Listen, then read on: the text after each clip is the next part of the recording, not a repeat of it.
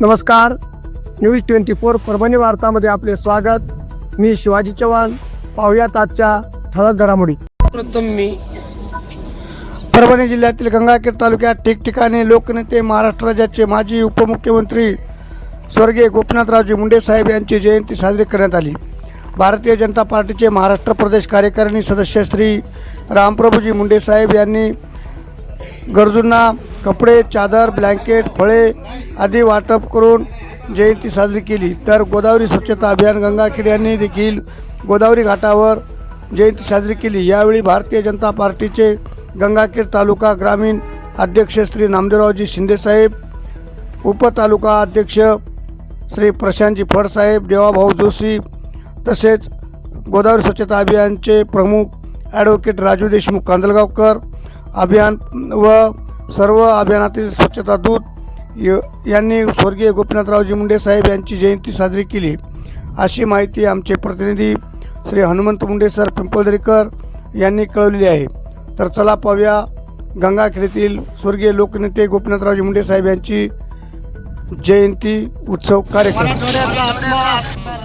तसेच मुद्रक संघ गंगाखेड यांचे नवनिर्वाचित अध्यक्ष श्री बाबुरावजी खेडकर सर, उपाध्यक्ष श्री सुमित लासिनकर सर, सचिव श्री अनिल चौरे सर व सदस्यांचे गोदावरी स्वच्छता अभियान गंगाखेड यांनी शाल श्रीफळ देऊन सत्कार करण्यात आला. माननीय श्री गोपीनाथरावजी मुंडे यांची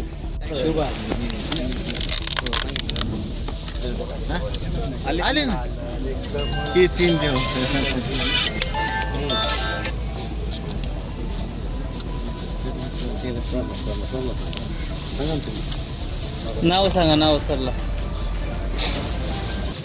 आता आधी काय करू? राठोड सर, आता हे करू, आप्पाला बोला.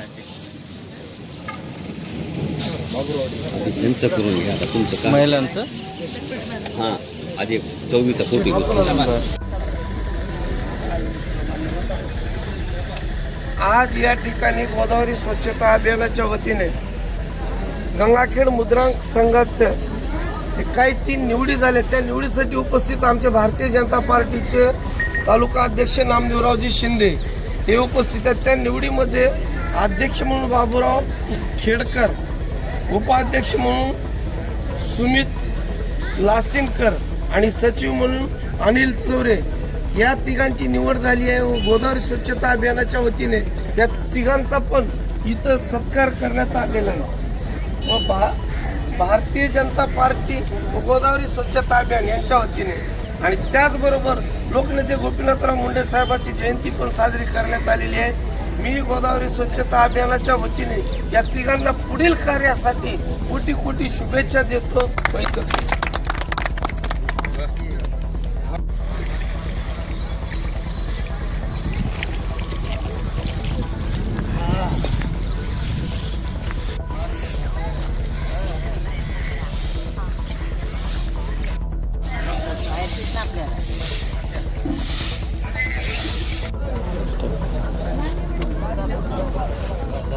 गोदावरी नदी, गोदावरी घाट परिसर गंगाखेड 276 रविवार गोदावरी स्वच्छता अभियान या ठिकाणी कार्यरत आहे. दर रविवारी ही स्वच्छता केली जाते आणि दर रविवारी तेवढाच प्रमाणात या ठिकाणी कचरा इथे निघत असतो. पाण्यातून कचरा काढताना आमच्या स्वच्छता दूत दिसत आहे. गोदावरी नदी किंवा भारतातील ज्या काही नद्या आहेत त्यांना आपण माता म्हणतो आणि मातेच्याच ठिकाणी, मातेच्याच उदरात अशा प्रकारची घाण आपण या ठिकाणी करतो.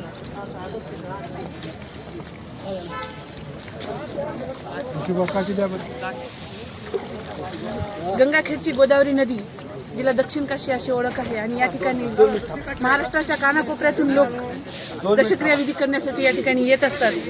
आणि ह्या घाट परिसरात मयत व्यक्तींचा सातबारा आणि सोनं जर सोडलं तर सगळ्याच प्रकारच्या वस्तू या गोदावरी नदीच्या पात्रात आणून टाकत असतात. इथे आणून टाकलं म्हणजे सगळं काही विसर्जित होतो असा जो समज आहे तो समज नसून गैरसमज आहे. आपण पाहत आहात अशा प्रकारच्या जे कपडे वगैरे आहेत ते काढत असताना कशा प्रकारचा त्रास होतो आणि विसर्जित न होता ते गाळात साचले जातात. गोदावरी स्वच्छता अभियानात आपल्या सगळ्यांना सहभागी नाही होता आलं तरी हरकत नाही, पण ह्या नदीपात्रात अशा प्रकारचा कोणत्याही प्रकारचा कचरा किंवा घाण आपल्या हातून येणार नाही याची आपण काळजी घेतली तरी देखील आपण या अभियानाचा भाग आहात असं आपल्याला गोदावरी स्वच्छता अभियान विनंती करीत आहे.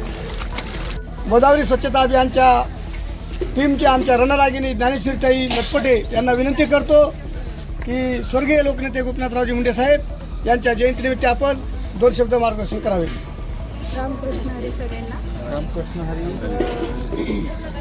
लाडके नेते गोपीनाथरावजी मुंडे यांच्या मोठा करावा जयंतीनिमित्त आज एका नवीन संकल्पनाचं आपण एक आज घोषणा करणार आहोत. ती म्हणजे आज खूप दिवसापासून आपल्या सगळ्यांना माहिती आहे की आपण जे काही देवाचं सामान आहे डायरेक्ट लोक गोदावरीमध्ये आणून टाकता येते. जे काही वेगळ्या वेगळ्या पद्धतीचं जे काही मार्बल आहे, काच आहे, वेगळे वेगळे फोटो आहेत, हे इथं येऊन ह्याचं काही विघटन होत नाही आहे. तर ह्याच्यासाठी एक नाशिकमध्ये माझी मैत्रीण जी आहे तृप्ती गायकवाड, ती स्वतः एक लॉयर आहे.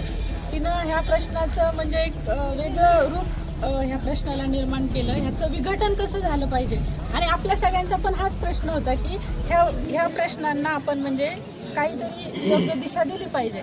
तर त्याची विघटन त्या सगळ्या वस्तूंचं विघटन होण्यासाठी त्या म्हणजे वस्तूंना वेगवेगळ्या ठिकाणी जसं की आता काच आहे, दगड आहे, आपल्याला माहिती नाही की यांचं कसं विघटन करायचं, काय करायचं, रिसायकलिंगला द्यायच्या कुठल्या वस्तू आहेत, तर या सगळ्या रिसायकलिंगला जातील. ह्यांची एक उत्तर पूजा होईल. कुठलीही गोष्ट तिचा शेवट होण्याआधी तिचं काहीतरी पूजाविधी, ज्या अर्थाने आपण इतक्या दिवस ह्याची पूजा करतो तर ह्याला काहीतरी पावित्र्य निर्माण झालं असेलच ना. तर मग हे पावित्र्य राखून त्याची उत्तर पूजा वगैरे सगळी करून मॅडम त्या रिसायकलिंगला देतात. त्यांच्याकडे वेगळ्या वेगळ्या पद्धतीच्या मशिनरी आहेत. तर आपण सगळ्यांनी सहकार्य एवढंच करायचं आहे, दर संडेला आपण इथे एका ठिकाणी कलेक्शन त्याचं सामानाचं करणार आहोत आणि त्याचे आपल्याला थोडंसं शुल्क द्यायचं आहे, कारण आपल्याला इथून ते सामान ट्रान्सपोर्टनी नाशिकला द्यायचं आहे. त्याच्यासाठी तिचा आपल्याला थोडाफार खर्च लागणार आहे आणि नाशिकमध्ये जाऊन तिथं तिच्याकडे 7-8 लोक काम करतात. तर त्या लोकांना कुठेतरी मजुरी पण आपल्या माध्यमातून निर्माण होईल. त्याच्यासाठी आपण ते सामान इथं व्यवस्थित कलेक्ट करायचे दर संडेला. विदाऊट कुठल्याही प्रकारचं देवाचं सामान नदीवर टाकायचं नाही आहे गोदापात्रामध्ये, जमा करून आपण ते नाशिकला कसं जाईल ह्याची सर्वांनी काळजी घ्यायची आणि ठीक आहे मग आपण त्याच्यासाठी काम करूयात सगळेजण. आणि सहकार्य सगळ्यात महत्त्वाचं लोकांचं आहे, तर तेवढं मात्र सहकार्य सगळ्यांनी करा. रामकृष्ण. आणि याच बरोबर आजचे बातमीपत्र संपले. पुन्हा भेटूया पुढील बातमीपत्र.